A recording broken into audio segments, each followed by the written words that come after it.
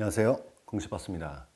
이 날씨가 갑자기 추워지는 겨울이 시작되거나 무더운 여름날이 되면 갑자기 건물들의 하자가 발생해서 고생한 경험을 건물주라면 다 한 번씩은 해보셨을 거라고 생각합니다. 한 번이 아니고 사실 매년 경험하는 문제죠. 그 중에 특히 골치가 아픈 것이 바로 이 누수 문제인데요. 어느 날 갑자기 여러분들의 화장실에서 물이 새서 아래층으로 샌다고 한다면 스트레스가 엄청날 거라고 생각합니다.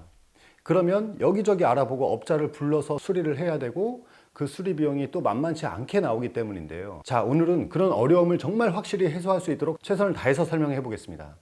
참고로 오늘 이 영상을 끝까지 시청하시면 앞으로 화장실 누수 대처에 대해서 어느 정도 자신감이 생길 수 있도록 도움이 될 것이고, 또 실제 공사비도 적정한 금액으로 하게 될 것을 자신 있게 말씀드립니다. 그럼 먼저 이 화장실이 어떻게 시공되는지 아셔야 되는데, 우리나라 건축물 중 수익형 부동산은 대부분 철근 콘크리트 건물이라서 철근 콘크리트 방식 기준으로 설명해 보겠습니다.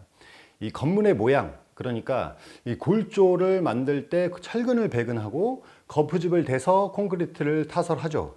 이렇게 철근을 콘크리트가 감싸서 굳혀지면 우리가 흔히 건설 현장에서 시멘트를 굳힌 것처럼 보이는 철근 콘크리트 건물이 되는 것입니다. 콘크리트라는 것이 굳으면 단단한 돌멩이처럼 되는 거죠.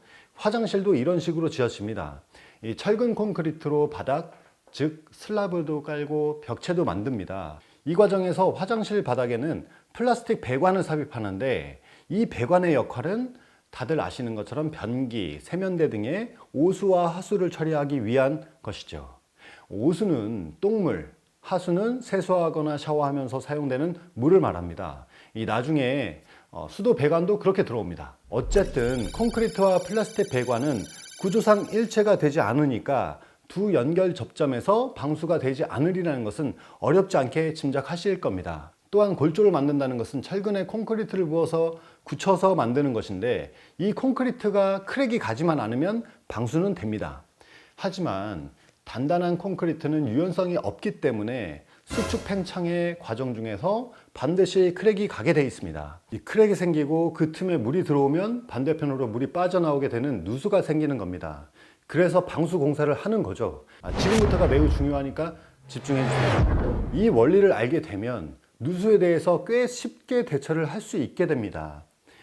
콘크리트와 배관 사이의 누수, 그리고 콘크리트 자체의 크랙, 콘크리트 바닥과 벽체 사이에 틈을 메우기 위해서 액체 방수라는 것을 하게 됩니다. 액체 방수란 뭐냐? 시멘트, 모래, 방수액, 물 등을 혼합 반죽해서 앞에서 언급한 곳들을 꼼꼼하게 발라주고 메워주는 것입니다. 이렇게 발라주고 굳히면 방수가 됩니다. 간단하죠? 이렇게 콘크리트와 배관이 설치된 화장실 바닥과 벽체를 액체 방수 처리합니다. 이걸 마친 후에 담수 테스트를 거치고 이상이 없으면 타일 공정으로 들어가는 거죠. 타일을 깔기 전에 모래를 채워서 구배를 잡고, 이때 시멘트를 섞어서 모래가 단단해지도록 해줍니다. 현장에서는 이것을 사모래라고 합니다. 구배가 잡히면 이제 타일과 바닥 배수구인 유가를 설치합니다. 타일 시공이 끝나면 세면대, 변기 등을 설치하게 되는 것이죠. 자, 여기까지 보신 분들 중에서 시트 방수와 도막 방수에 대해서 갸우뚱하실 분들이 있을 건데, 그건 잠시 후에 설명할 테니까요, 계속 시청해 주시길 바랍니다. 그럼 화장실 방수층이 어떻게 생겼는지 다시 한번 말씀드릴게요. 이 콘크리트 바닥, 액체 방수층, 사모래층, 타일, 이렇게 구성되어 있습니다. 아래층으로 누수가 발생했다는 것은 바로 이 액체 방수층에 문제가 생겼다는 것을 의미합니다. 그럼 왜 문제가 생길까요? 이것은 콘크리트 때문에 그런데요. 콘크리트가 굳는 과정을 양생이라고 합니다. 콘크리트는 오랫동안 굳어가죠. 문제는 콘크리트 자체가 단단하고 연성이 없어서 아주 추운 겨울날에는 수축을 했다가 더운 여름날에는 팽창을 하게 되면서 균열이 생기게 되는데, 그 힘이 무지 셉니다. 액체 방수층도 단단하고 돌멩이 같은 건데 콘크리트보다는 훨씬 약하죠. 그런데 이 콘크리트가 균열이 생기면 이때 액체 방수층도 같이 균열이 생기게 되는 겁니다. 힘이 약하니까 어쩔 수 없는 거죠. 보통 이러한 이유 때문에 누수가 발생하게 되는 겁니다. 시공 현장에서는 액체 방수를 2차, 3차에 걸쳐서 하는데, 액체 방수 위에 시트 방수, 도막 방수까지 하는 것이 가장 완벽한 방법이 되겠습니다만, 실제 현장에서는 시트 방수의 의미가 크게 없기 때문에 생략을 하고 바닥만 액체 방수층 위에 도막 방수를 하는 경우는 종종 있습니다. 도막 방수는 페인트를 바르는 것인데 굳으면 고무가 된다고 생각하시면 됩니다. 고무는 방수 기능을 갖고 있으니까요. 이것을 바닥만 하는 이유는 칠을 해야 되기 때문에 발라서 굳혀야 하고 또 일정 기준 이상의 두께를 가져야 합니다. 이 바닥에는 두께를 형성시킬 수 있지만 벽체는 흘러내려서 두께를 낼 수가 없습니다. 더구나 두께를 내서 벽체에 잘 시공을 했다고 하더라도 고무에는 타일을 붙일 수가 없습니다. 여기까지 좀 용어들이 좀 어려우신가요? 어쨌든 다시 돌아가서 중요한 핵심은 바로 액체 방수라는 겁니다. 거의 대부분의 누수 문제는 이 액체 방수층에서 발생합니다. 이제 여러분들은 화장실이 어떻게 구성되어 있는지 알게 되셨기 때문에 방수 공사를 쉽게 할 수 있게 되었습니다. 아래층에서 누수가 발생하면 천정을 열어봅니다. 화장실 천정은 리빙우드나 돔 형태가 있을 것인데, 리빙우드라면 점검구가 있을 것이고요. 없으면 칼이나 톱으로 잘라서 사각형 구멍을 내시고 거기에다가 점검구를 설치하시면 됩니다. 점검구는 1만 원 정도면 철문점에서 구입이 가능하고요.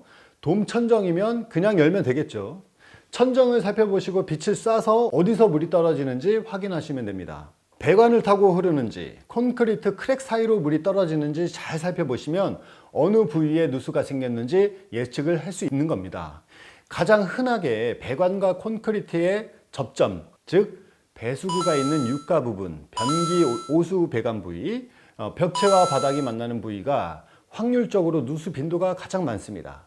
어느 정도 부위를 예상하시면 화장실 바닥에 타일을 뜯어내고 3홀의 층을 걷어서 누수가 예상되는 액체 방수층에 넓게 도막 방수를 하시고요. 그 후에 모래를 넣고 타일 설치하시고 물이 새는지 확인하시면 방수 공사가 완료되는 겁니다. 자, 여러분이 과연 이 방법을 쉽게 할 수 있을까요? 저는 결코 그렇지 않다고 생각합니다. 그럼 이 방법을 과연 누가 할 수 있습니까?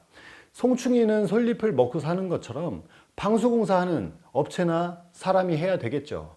여러분들께서는 이 원리를 이해하시고 업자가 현장에 와서 제대로 진단하고 공사하는지 지켜보시기만 하면 됩니다. 그 전에 물론 충분한 대화를 통해서 업자에게 현장의 누수층을 잘 설명해 주셔야 되겠죠. 이 과정이 매우 중요한 겁니다. 그래야 업자가 여러분에게 눈탱이를 붙입니다. 건물주가 다 알고 있구나. 작업량이 많지는 않고 다만 귀찮은 작업일 뿐인데 잘 알고 있으니까 많은 금액을 부를 수는 없겠구나. 이렇게 생각하도록 여러분이 잘 말씀하셔야 된다는 얘기입니다. 자, 이렇게만 하실 줄 아시면 누수공사에 들어가는 비용을 대폭 줄일 수가 있겠죠. 위 공정이 사실 여러분이 직접 하면 어렵겠지만 공사를 능숙하게 하는 사람한테는 기술적 난이도가 있는 작업이 아닙니다. 다만 좀 먼지가 많이 나고 나중에 마감을 할 때 타일을 다시 붙여야 되는 어려움이 있는 정도일 뿐인 겁니다. 사실상 타일도 몇 장 뜯어내지 않기 때문에 그라인더라는 기계로 타일을 잘라서 붙이는 것이니까 노가다 경험이 있는 분들한테는 어려운 일도 아니죠. 그럼 이제 마지막 방법을 알려드리겠습니다. 원천적인 공사 방법은 아닙니다만 이렇게 생각하시는 분들도 있을 겁니다. 이 타일은 방수가 안 되나요? 네, 타일 자체는 방수가 됩니다. 문제는 타일과 타일 사이에 매질을 시공하는데 그 매질은 보통 백시멘트를 넣게 되어 있습니다. 이 백시멘트가 방수가 되지 않기 때문에 타일은 방수가 안 된다고 생각하셔야 되는 겁니다. 하지만 요즘 세상이 어떤 세상입니까? 기술의 발전과 인류의 진보는 정말 헤아리기 어려울 지경인데요. 유튜브나 여러 검색 매체를 이용하시면 타일과 타일 사이의 매질을 방수하는 방수용품도 어렵지 않게 찾아보실 수가 있을 겁니다.